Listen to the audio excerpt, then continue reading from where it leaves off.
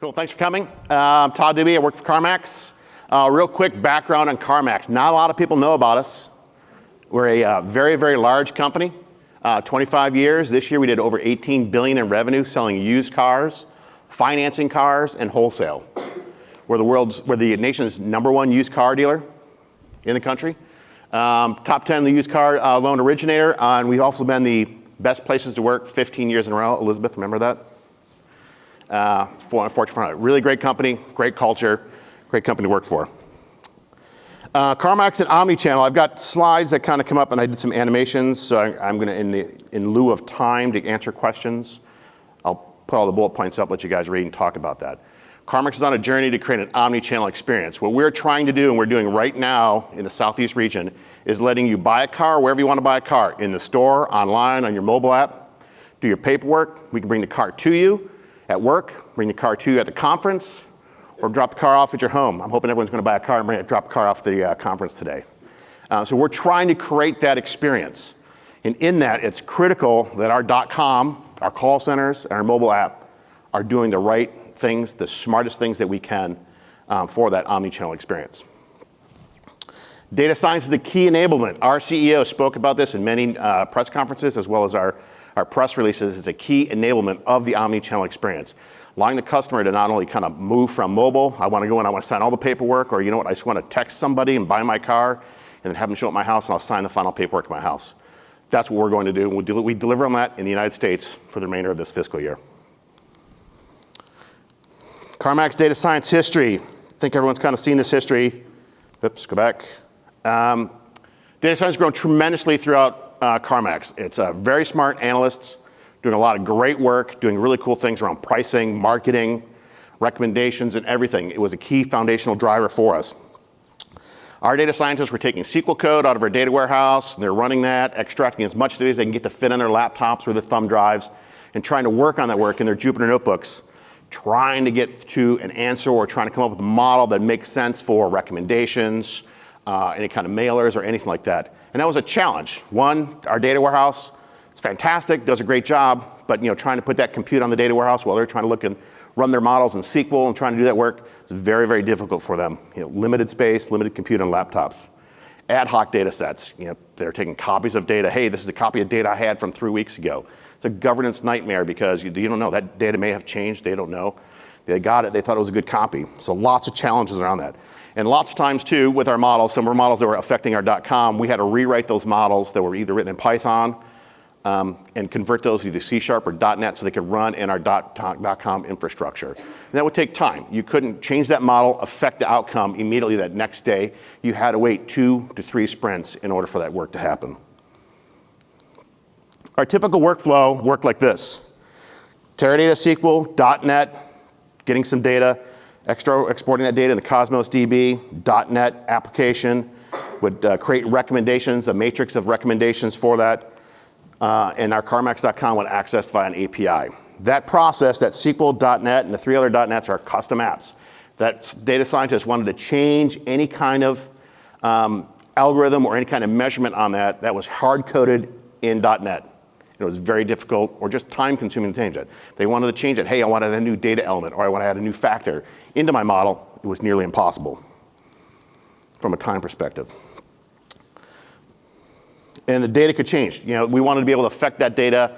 The measurement of that data could change. We wanted to change factors inside that model. And it was very, very difficult for us to do that. And we needed to be able to do streaming in real time. Very difficult to do that if you want to do, you had to rewrite all that stuff and rewrite that infrastructure. So we had to define some goals. We had to create CarMax had to find tools for our data science and machine learning platform. We needed model development, testing, and deployment. We needed data accessibility, allowing our data scientists the freedom to do research, R&D, pull in data sets they wanted to pull in, data sets either from our data warehouse, third-party providers like Axiom or LiveRamp or Adobe, ClickData. Bring that in so they can try and figure out what they want to do or how they wanted to change our recommendation models or any other models, how they want to do that. We want to be able to develop rich, fast, real-time recommendation models that would affect our .com and get customers to actually buy used cars. And we want to drive enhanced customer experience. It's not only the omni-channel, it's when you're out there, you're looking for cars, you're looking for a certain finance model. I want 4 years, under $500. Help me find that stuff. Some of that stuff you can kind of code, but we want to be a lot smarter about, hey, what have you looked at prior? I could be looking at a car that's purely because I'm buying for a teenager. Brandon, my data engineer, could be looking for a car because he's going to buy his girlfriend a new car or a used car, and he's trying to find it for a different reason, good economy or something like that. It's a completely different path or likelihood of what we wanted to buy. Key business areas we want to affect: marketing, finance, pricing. We do a tremendous lot of work on pricing cars. We get, at any one time in inventory, we have over 60,000 vehicles in our inventory. And the big thing was the model lifecycle. We had to figure out how do we enable a model lifecycle for our data scientists to not only kind of create new models, update their models, and we sit as a platform, IT, and just make sure it's running and they can build their models, deploy their models, and not have issues. First thing we had to do, we had to define at CarMax what a data scientist is. This is a key point that I think we did a really good job thinking about what a data scientist is. They all have glasses, I think, like me, not a data scientist. But we had to find a couple of new roles in technology and the business to kind of separate and how we wanted to conduct our business. On the business side, we had to define data scientist type A. They're an analyst. They have business acumen. They understand the business. They understand statistics. They understand how to take data from different business areas, apply them, and come up with models, and speak to the business and define things. On the technology side, we needed smart people that were data scientist type B. They needed to be able to build things. It's not only pipelines. If you think of a data engineer, our data engineers have a data science background, or they have some kind of math statistical background, so they can understand and work with the data scientist to understand, hey, what are you trying to accomplish with this pipeline? Or why am I bringing this data in? Help me understand. That data scientist may write a new model or come up with an updated pipeline, want to be able to have an intelligent conversation about why this pipeline needs changes and whatnot, and have our technology data scientist type B be able to talk to them and translate that and build that out. We had to set our technology goals and use case. It's kind of just some good words around what we're trying to do. We want to, again, build, test, deploy models, leverage data from varied resources, and allow them to do research on demand, self-service. We allow them to bring in whatever data they want into a sandbox area, not our production area, but we allow them to bring any data they want, let them look at it, figure out what they want to do, and deploy models. And we wanted to be able to support the familiar data science tools. We're primarily a Python data science shop. There's a little teeny bit of R, no Scala at the time we started on this stuff. But we wanted to support Spark, Jupyter-like notebook delivery, for the data scientists where they can do the development. And we want to be able to support all the data science package. So we don't want to limit ourselves. We want to give, again, the data scientists the freedom to do the work they needed to do. And we want to give them less time wrangling the data. If they want a data request or looking at data, sometimes that stuff would take weeks, if not months, in order to get new data sets or get jobs created in our data warehouse in order for those data models to run. And we had to prove out a use case. I think the strongest or the best words I could say is you really need to focus and come up with a use case. Not 20 use cases, not 10 use cases, 1 or 2 use cases to prove out, hey, is this going to work? And ours is a recommender system. Anyone guess what we're recommending? Winner, front row. Cars to buy. It's a recommender system, and that was the key thing.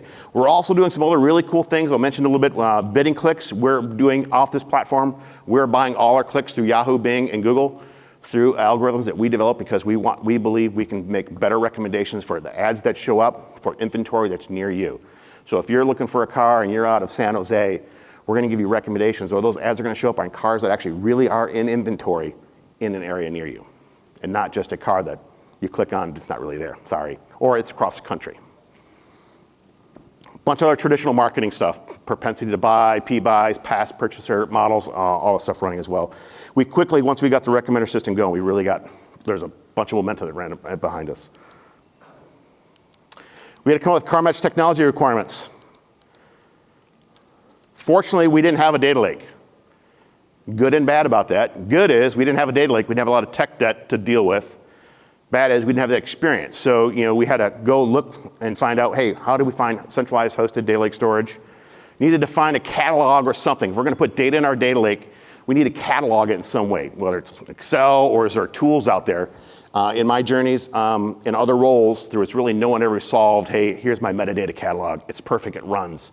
Does anyone here have a perfect running metadata catalog? Reference data management system perfectly running? Nobody? It's hard. It's a big thing to swallow. We had to define ingest and management patterns. We needed something that was performant, easy to manage compute. We did not want to have an engineer, his sole job was to make sure clusters were running. Why is it running? SSH into it. Hey, it's not running. Oh, I've got to reboot it. It's going to reboot the clusters. Yes. Who can help us best with that stuff? Need to support Spark, Python, Scala, Python, and all the data science machine learning packages that were out there and everything is kind of continuing to emerge. And we need an architecture to support batch in real time so that we can not only ingest data in real time, but also serve our models and do testing in real time. And also be able to do, critical thing for our data science, be able to do A/B testing. So I can understand, I can deploy my model, but I can do A/B testing to measure the outcomes of a potential new model that I'm thinking about redeploying.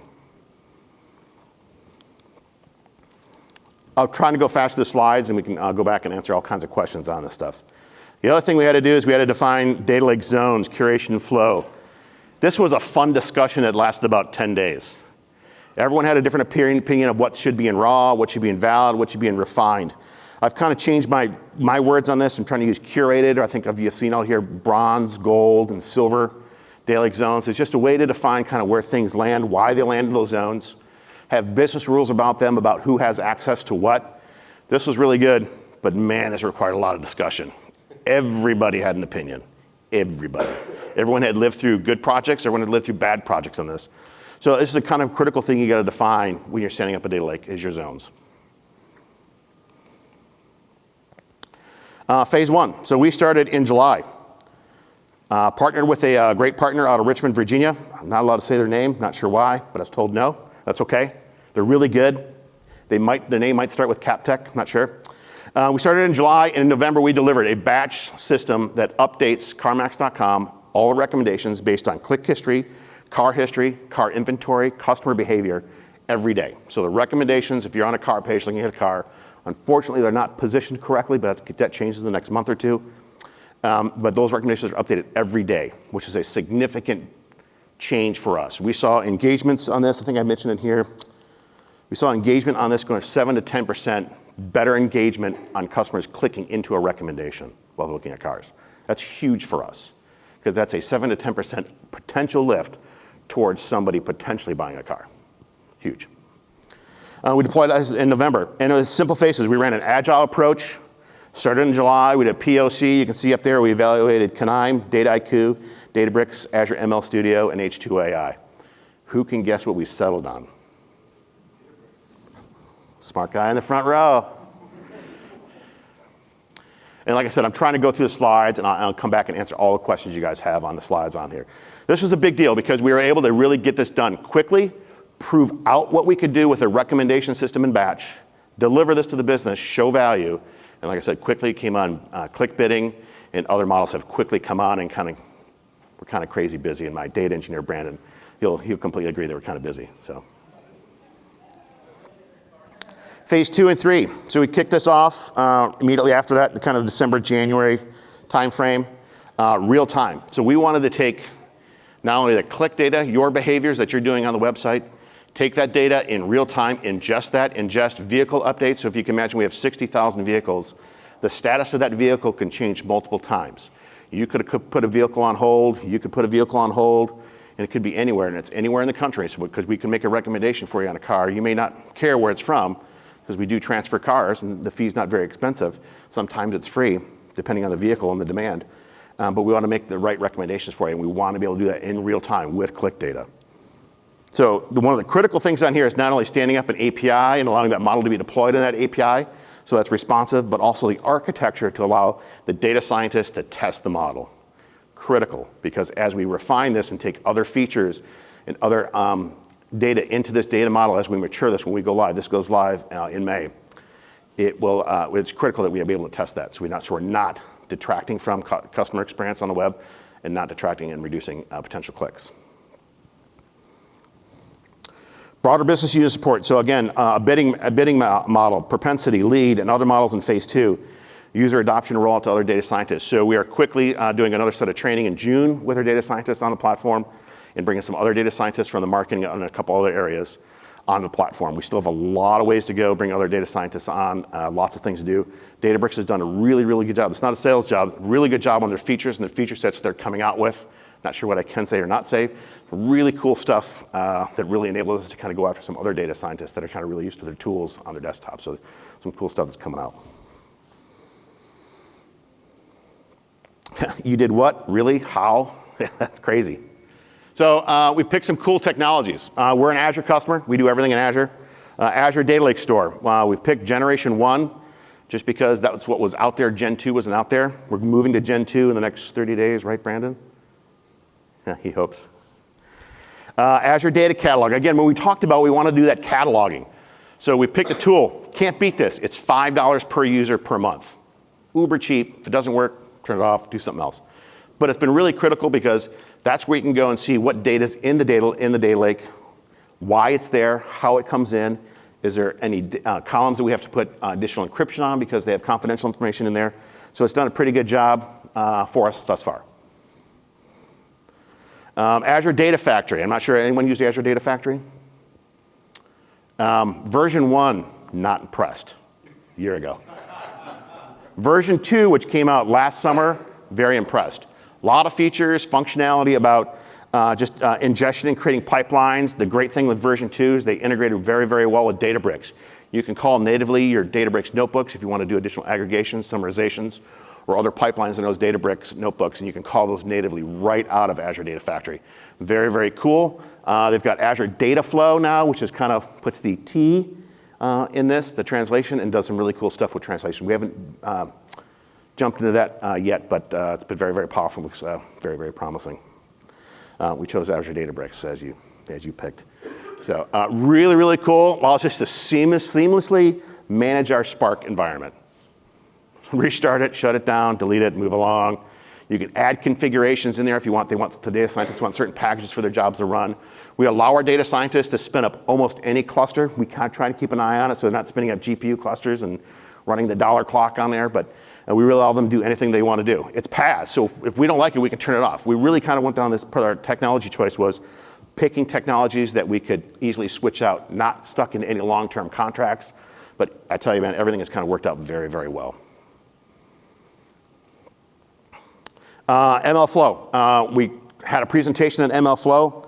Our bidding algorithm for buying clicks uses MLflow. It creates about, I think, 8 to 12 models every day based on click behaviors, sales, and other attributes. And we quickly will run through and create all those models. And then we manually today go through and pick what model to use to do the click bids on. But we're going to, in the futures, we're going to automate that. That's been very, very powerful. We also looked at Azure ML because we got some Python functions. So just some cool stuff in the Azure with the Databricks MLflow. And the standard architecture stuff that shows up, Azure Functions, Azure Event Hubs, looking at Kubernetes service. So I think if you look at any of the architectures that are out there, if you're serving models, you're trying to do stuff in real time, you have multiple versions of something out there, Kubernetes is a really cool way to do it. And as we heard this morning, Kubernetes is going to get a lot of support in the Apache Spark 3.0 release. So it's pretty cool.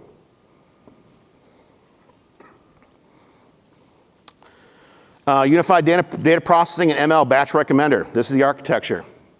This picture is out everywhere. Not because we drew it, because it's a really good reference architecture that actually does work. Our file sources, on-prem database, file servers, cloud storage. We go off to other cloud storage to grab data, whether it's S3 or Blob.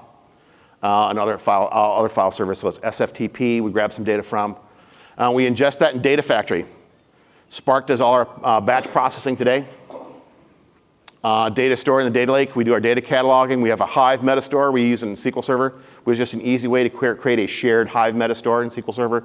It's worked out very, very well for us thus far. Data Lake Store is our primary Data Lake Store. We chose, which makes our Databricks friends cringe, we chose to create another instance of Databricks just for the data scientists so they could access the data. And it's just kind of a way for us to kind of draw a line in the sand to get the data says, hey, here's what you do, here's where you do it. Don't cross the line on production. We don't want them in the in the production environment on that stuff. We have since learned a lot about Databricks Premium with roles and IAM, and so we believe we'll probably be collapsing that very, very soon in our journey. We do take all the data out of DataLake. We use Databricks for that. Creates a data set, which, if anyone used recommender systems, they're not a formula. I listened to the recommender system presentation earlier over there. It was way over my head, talked about linear algebra. I get lost. But the recommender systems involve lots of data. Matrix data based on matrix data. So we use that data feed, we use Databricks, that pushes it to an API to our .com NoSQL database, happens to be Cosmos. That feeds that up every day. And CarMax.com just goes along its way, recommending vehicles to customers. We talked about doing real-time. This is a proposed architecture. There's more details underneath this. This is our proposed architecture for real-time. We're currently proving this out right now to be able to serve this in real time to CarMax.com. And actually, all those services will be handled via APIs. And Spark will be the real-time processing engine underneath it, as you can see right there. Event Hub, I think it's going to change, right, Brandon? Yeah. Outcomes and results. So that's a key thing on here with this. So not only do we get great adoption from our data scientists, we have a couple data scientists that work with us. They're doing a really, really good job. Ben does all his work in Databricks notebooks. He does really, really good job. We've adopted Databricks Delta. He's done a really, really good job from a data scientist understanding Databricks Delta. We've done a really, really good job from a technology standpoint, understanding how to really use Databricks Delta for us. That's been really good. So our batch recommender says it's about 10+% more clicks into our recommender system. So that's a huge potential uplift for CarMax. Model of data recommendations are newly updated every day. So he can go through, he can change his model today. We do a pull request, we review that. If it's good, we can deploy that immediately in one of our code deployment days. We had to tune our vehicle, had to tune our model on vehicle inventory status to real time. We had some issues just in data latency getting vehicle status, which is very, very critical. We don't want to recommend a vehicle to somebody that sometimes the vehicles will not be sold because they're on hold or under review. We refined our model in ingest numerous times, probably with no outages or issues with CarMax.com. It's one of the other critical things when we go to real time too, is not only in the batch, is we cannot affect their SLA while the system is up. Why Databricks and Spark? Con talked some about this. Data scientists, lots of things on here. Again, very familiar for them. They can do the code and do things that they're used to, but they can also use Scala. Spark SQL, which has really enabled our data science to get a lot smarter in kind of how they do some of their work. They're very familiar with Python notebooks, lots of cool things you can do with variables and parameters in the notebooks. And then we've moved way beyond prior limitations. We used to have compute, storage, and data set problems. In our data lake, we have about 24 terabytes, costs us about $1,000 a month to store. Data scientists have all the data they need, and they're continuously bringing in more data sets. I think this week we're bringing in 34 more data sets from our data warehouse. For that. Again, full support for all Python libraries and the casual exploration. So if they wanted to bring in some kind of data set, they wanted to explore and, hey, what can I do with TensorFlow or true machine learning or neural networks, they can do that in there, and you can do that inside of Databricks, which is fantastic. Collaboration and sharing, and I'm not sure if you know that, you can do code pairing or pairing with another partner, or hey, review someone's notebook while they're sitting somewhere else or even in the room, and you can collaborate inside that notebook at the same time. One of our biggest detractors was the old guard, getting up to speed. So while everything's kind of puppies and roses, we do have some data scientists that are kind of used to, hey, I'm going to go get all my data, I'm going to put it in all these temporary tables in this database, and then I'm going to run another big giant SQL job that's going to go off and pull all that data together, and they may still run that stuff that same way, and it's kind of huge opportunities for us to refine those data sets. And again, justifies why having a data scientist type B that really understands what they're trying to do, but also understands technology and how to do coding. Technology standpoint, easily manageable, scalable compute. I don't need Hadoop or cluster skills. Very easy to change configurations and automate the configurations of those in Databricks. Again, that was a huge win for us because I did not want a Spark administrator or a set of Spark administrators. Spark right now is probably our go-to platform for compute against our data lake. Right now, the features and everything that's coming out with Databricks, the stuff they announced this morning at the keynote, again, just kind of solidifying with the Delta Data Lake, we've made the right choice, and we'll continue down that path. Spark is complicated, but Databricks takes that complication away from you. It's pretty cool. I want to make sure I don't go think. Yeah. Easily fits in our Azure architecture, and also fits in AWS architecture. And in the integration between AAD, Data Lake storage, and other stuff that's in Azure, it's been very, very easy. You've got some things and bumps and bruises we have from that, but overall it's been very, very easy for us to do. And the orchestration of pipelines and notebooks, this has been pretty cool. Being able to call multiple notebooks to do different things, or call them in different orders as we're trying to do some kind of ingest or aggregation or summarization or something in there, that's been a pretty cool feature for us. Things about me. So one of the critical things, why are you laughing? Who's laughing? Is that you, Phil? And one of the critical things, and right now we've got some open positions, and trying to figure out, are you a technologist? Are you willing to change? Are you willing to learn new things? I'm an old guy, but I think, trying to understand how to do different things, I had a whole spiel around these things. So I'm an Apple Mac purist, but I do have a Windows 10 laptop, not sure why. Gartner, I do read Gartner, I think that's critical. Bought myself an iPad Pro. I can do Python and Jupyter Notebooks on an iPad Pro, that was kind of my experiment. You can do C# programming, and you can do other things on iPad Pro. So I challenged myself to figure out, hey, how can I do something a little bit better? So again, trying to be a technologist or a person who's very interested in technology, you have to constantly be thinking a little bit ahead, thinking what's different, what's going to change. And part of my job is to be learning, reading, and doing things, talking, so that I become a perceived expert. I'm not an expert in anything. Perceived expert, and just try to be able to understand technologies as they're emerging. Everything's going to change. There's a bunch of stuff that changed this morning for us. Brandon and I were sitting there like, wow, this is going to change, this is going to change, this is going to change. My favorite podcast is Mac Power Users. It's two lawyers that talk about how they do their flow. They're two lawyers that do all their work on an iPad Pro. I just like it because it talks about how your flow is. How do you do your day-to-day job? How do you make your job easier by using technology? Again, that's why I got myself an iPad Pro. I wanted to see how I could do my life a little bit easier. Has it made my life easier? No. I get lost in YouTube, I think, on an iPad Pro. But I mean, you got to be able to thinking about and doing those things. Oops. Podcasts, huge person on podcasts. My buddy Brandon got me on Talking Machines. OC DeVell, Learning Machine Guy. This guy did the podcast for 2 years, started in 2017, ended in 2018. This is really, really good if you don't understand completely data science or machine learning, or you know what, I really need to kind of think about what is data science and machine learning. I want to make sure I have a good grounding and a good base of what that is. He does a really, really good job walking you through the journey of what data science and machine learning is. And he'll tell you every time in that podcast, you don't need to know math, don't need to know math. But he also talks about educating yourself and putting yourself out in front of technology and trying to figure things out. Getting certifications is great, I think, but also learning and doing things yourself and coming up with a portfolio, or hey, what do you do on the side? I was interviewing a candidate last week, and I said, I'm asking you no technical questions. I want to understand what he was, how he was a technologist, and what he did day to day. YouTube, there's a bunch of stuff on YouTube about just learning. Azure does a really good job. Databricks got a bunch of stuff out there.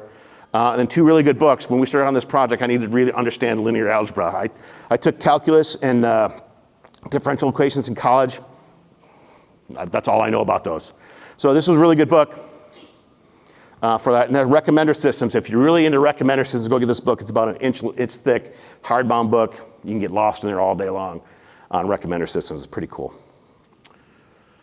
Last slide, we got about 10 minutes left. This me, CarMax, we're hiring. Right, Elizabeth? You can connect with me on LinkedIn. We're hiring data engineer jobs, senior data engineer jobs, and managers. So CarMax is a really cool place to look. Pictures of our office. So I'm doing some cool agile stuff in our social garage. Folks that sit and watch our social media channels. Everything we do is themed based on cars or garages. So with that, I'm happy to go back to any slide, answer any appropriate question. I don't answer inappropriate questions. So we've got mics set up on both sides of the room. So if you have any questions for Todd, please come on up. Right there. Yep, come on over.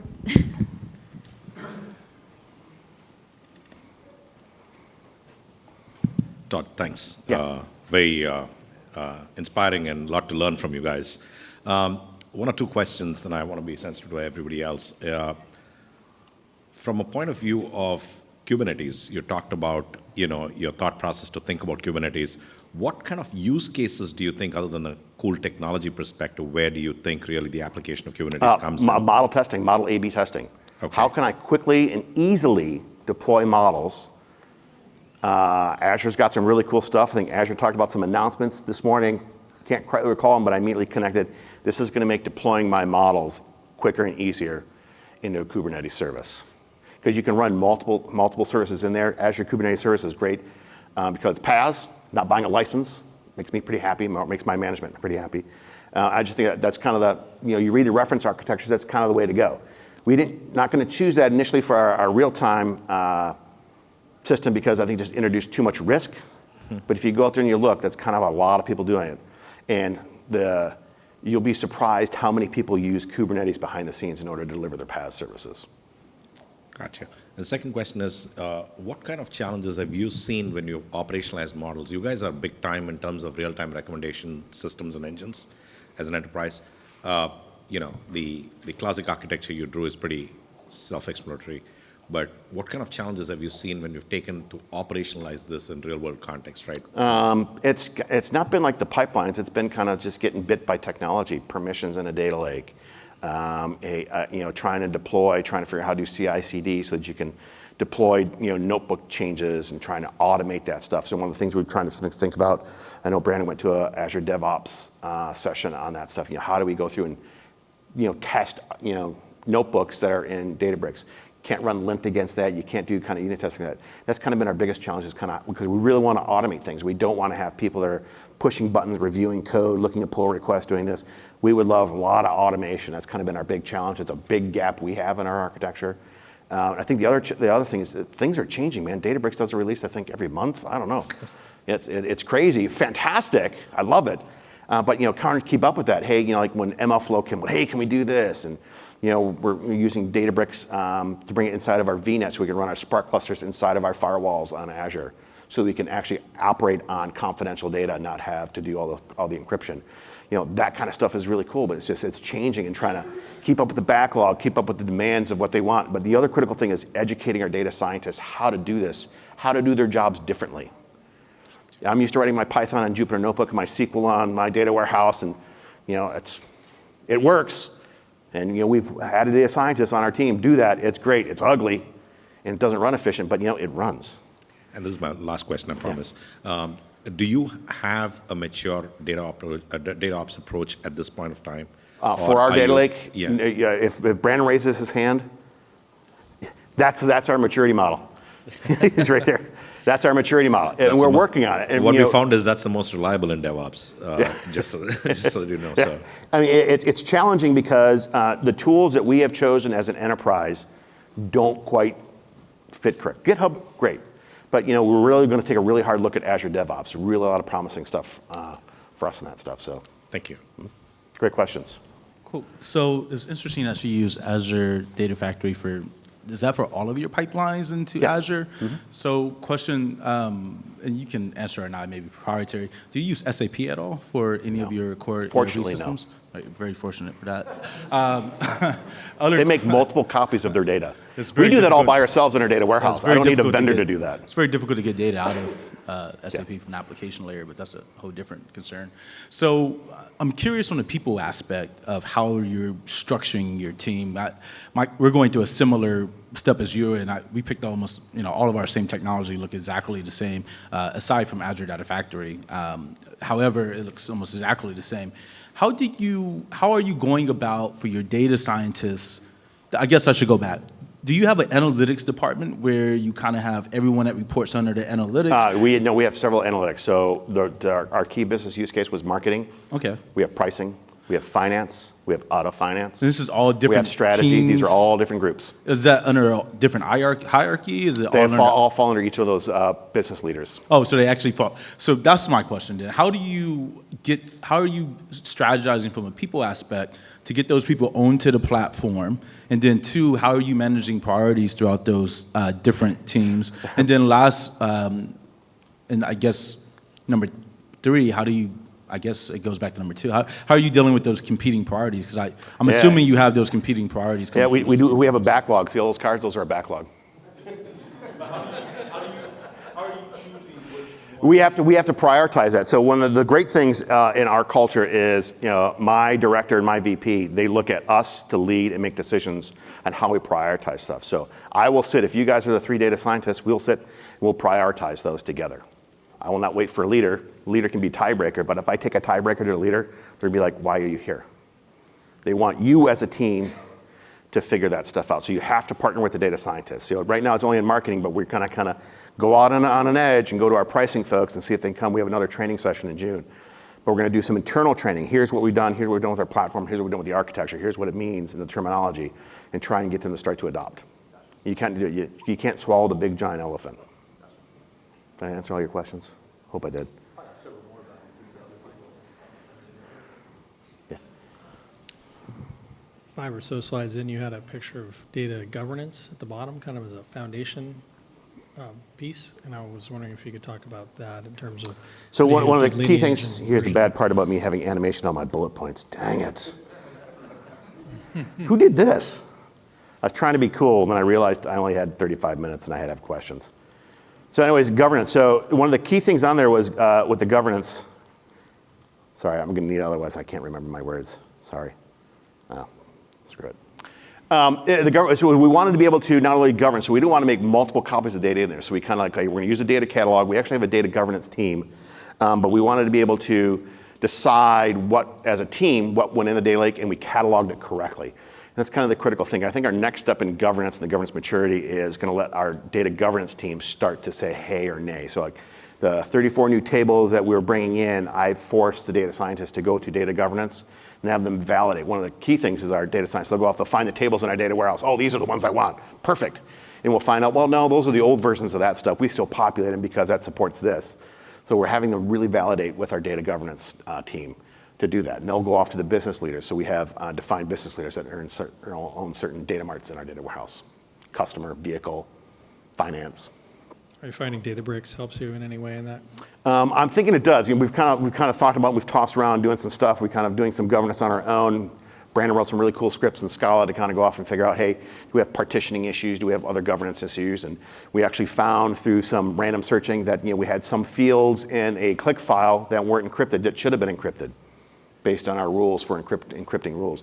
It was kind of easy to find that stuff. I think there's lots of opportunities for us to do things in the governance in Databricks. So it's kind of just interesting kind of being here and people are kind of talking about that and who's done that in Databricks. That's what I want to find out. Is that you? No. Any more questions? We have time for one more. Go ahead. You can talk loud. Just talk loud. I can talk pretty loud. Cool. So my other question goes around the data catalog. I think you said something very important. And one thing I'm questioning is, as we sit around the table and we're coming up with our strategy, the data catalog has been like the central concept everybody is pushing. But what I'm asking is the same question you ask everybody here: who's ever had a successful long-term strategy around the data catalog? I don't think anybody raised their hand. So I'm starting to question: is it something you should be focused on? I mean, Obviously it is, but I'm saying if you go to multiple businesses and they're saying that long-term this has not worked, I'm trying to do something that the probability of success seems pretty low. So I'm kind of curious to see how are you going about keeping that up over the years. I've challenged my Microsoft rep, who's here, by the way. What is the next thing with data catalog? Don't know.